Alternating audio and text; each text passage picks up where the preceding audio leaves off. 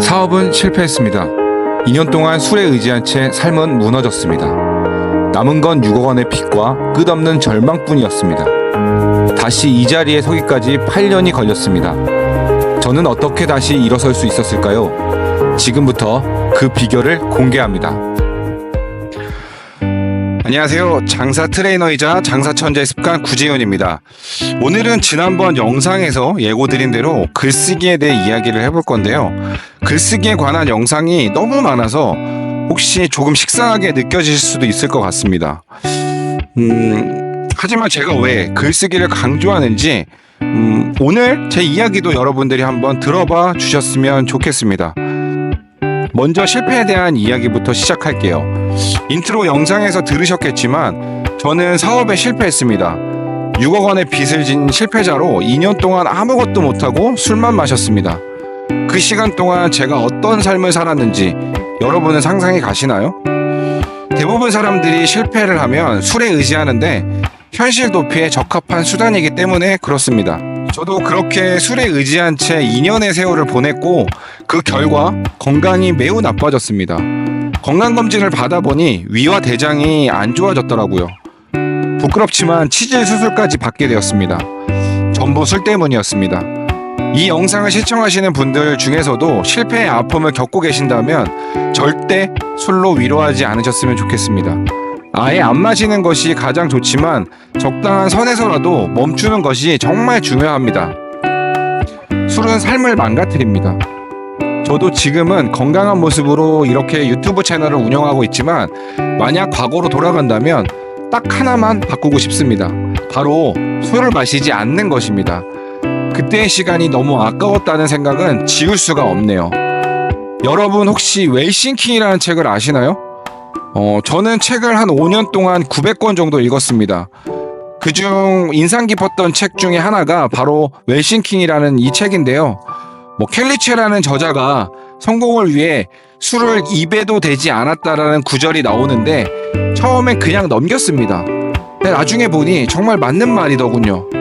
술을 마시면 그 이후의 삶은 정지가 됩니다. 술에 취하면 생산적인 일을 할 수가 없죠. 육체가 더 이상 정상적으로 작동하지 않으니 당연한 결과입니다. 혹시 여러분도 이런 삶을 살고 계신가요? 목표가 있다면, 해내야 할 일이 있다면 술로 낭비되는 시간이 아깝지 않으신가요? 성공을 하고 싶다면 지금부터 금주를 실천해 보세요. 성공 후에 축배를 들어도 절대 늦지 않습니다. 술을 끊고 제가 집중했던 세 가지는 책을 읽고 글을 쓰고 달리는 삶입니다. 저는 이 세 가지를 트리플 법칙이라고 부릅니다. 왜냐하면 이 세 가지만 꾸준히 한다면 삶이 바뀌기 때문입니다.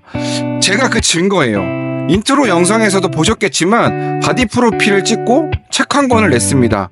정식 출판은 아니지만 A4 150페이지를 쓸 수 있다는 것은 제 기준에서 스스로 엄청 뿌듯한 일이 아닐 수 없습니다. 그래서 오늘은 글쓰기에 대한 이야기를 해보려 합니다. 많은 분들이 글쓰기를 어렵게 생각하십니다. 저도 여전히 어렵지만 글쓰기가 주는 효과를 생각하면 하지 않으면 자신만 손해라는 점에 주목해야 합니다. 글쓰기는 생각을 정리하고 나의 의견과 의사를 전달하는 가장 중요한 수단입니다. 그래서 여러분 세 가지만 기억하시면 됩니다. 아주 작은 습관의 힘에서 나온 내용을 토대로 여러분들에게 글쓰기를 가장 쉽고 간단하게 할 수 있는 그 방법을 여러분들께 알려드리겠습니다. 딱 세 가지만 여러분 기억해 주시기 바랍니다. 첫 번째, 쉽게 시작하기입니다. 뭐든지 쉽게 만드는 것이 중요합니다. 예를 들어 책을 읽겠다고 결심을 했다면 한 번에 10장, 50장을 읽으려 하지 말고 딱 한 장만 읽어보는 겁니다. 한 장은 누구나 읽을 수 있겠죠. 중요한 건 그 한 장을 읽는 행위를 꾸준히 이어가는 것입니다. 글쓰기도 마찬가지입니다. 오늘 꼭 긴 글을 써야겠다라는 부담감을 가지기보다는 그냥 한 줄만 써보세요. 예를 들어 오늘 기분을 한 문장으로 표현하거나 단순히 떠오르는 생각을 적어보는 겁니다. 이순신 장군님의 난중일기에도 대부분 짧은 일상적인 내용들이 기록되어 있습니다. 오늘 누구를 만났다 혹은 이런 생각이 들었다 같은 짧은 글들입니다. 하지만 그 짧은 한 줄 한 줄이 쌓여서 역사적인 기록이 되었듯이 여러분들도 일상적인 작은 글들이 나중에 큰 의미를 가질 수 있습니다. 저는 처음 글쓰기를 시작할 때 하루에 단 하나의 문장만 쓰기로 했습니다. 그렇게 시작한 습관이 쌓이면서 나중에는 자연스럽게 몇 페이지씩 글을 쓰게 되었고요. 결국 책 한 권을 쓸 수 있었습니다. 작게 시작하는 것, 이것이 정말 강력한 첫걸음입니다. 두 번째, 매력적으로 만들어라입니다. 반복의 힘은 대단합니다. 처음에는 한 줄만 쓰던 글이 시간이 지나면 두 줄, 세 줄, 그리고 몇 페이지까지 이어지게 됩니다. 글쓰기도 마찬가지로 반복이 쌓일수록 더 매력적으로 느껴지기 시작하죠. 예를 들어 여러분이 글쓰기를 통해 자신의 생각을 정리하게 된다면 어떤 문제를 해결하는 아이디어가 떠오를 때 그것을 기록하는 습관이 생길 겁니다. 이 기록이 나중에 새로운 사업의 기회로 연결될 수 있습니다. 저는 장사를 하면서 순간순간 떠오르는 아이디어를 메모하는 습관을 들였습니다.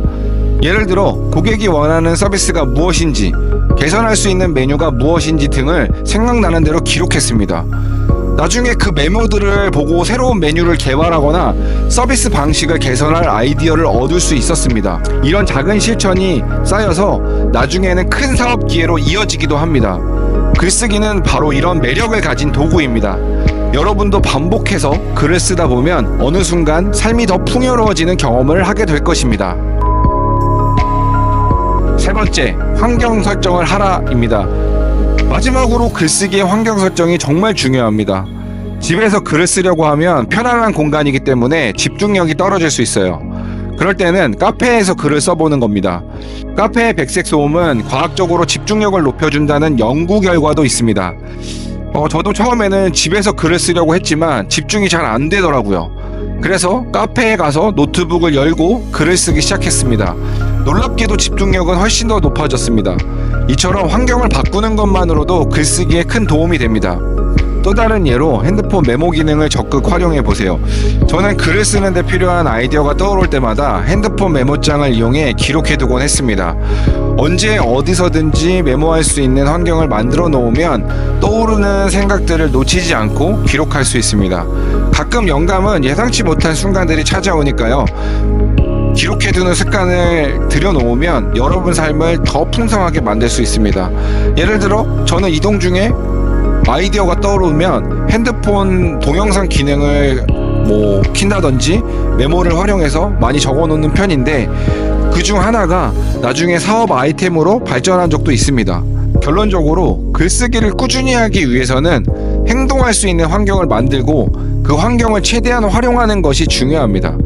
집이든 카페든 아니면 공원에서든 글을 쓸 수 있는 환경을 만들어 보세요. 노출 빈도를 높여 언제 어디서든 글을 쓸 수 있도록 준비하는 것이 핵심입니다. 여러분, 오늘은 여기까지입니다. 오늘 영상에서는 습관과 글쓰기에 대해 이야기했습니다. 글쓰기는 우리 삶을 풍요롭게 만들어주는 도구일 뿐만 아니라 후천적인 천재가 되는 길이기도 합니다. 끝까지 시청해주신 여러분께 진심으로 감사드리며 저와 함께 좋은 습관 만들어가면서 실패를 극복해 보시길 바랍니다. 저도 바로 이 세 가지 습관 덕분에 지금 저를 만들었습니다. 책을 읽고 글을 쓰며 달리는 삶을 통해 여러분도 실패를 극복하시기 바랍니다. 그리고 제 책 실패자도 함께 읽어주시면 감사하겠습니다. 궁금하신 분들은 아래 고정 댓글에 링크를 확인해주세요. 실패는 과정, 성공은 결과, 실과성결. 감사합니다. 지금까지 구지훈이었습니다. 마일스톤이라는 도구가 있어. 근데 그 도구를 활용하면 실천력을 몇 배로 올릴 수 있거든. 다음에는 그 주제를 가지고 한번 영상을 찍어보는 게 어떨까? 엄청 강력한 도구야. 그리고 엄청 유익한 시간이 될 것 같아.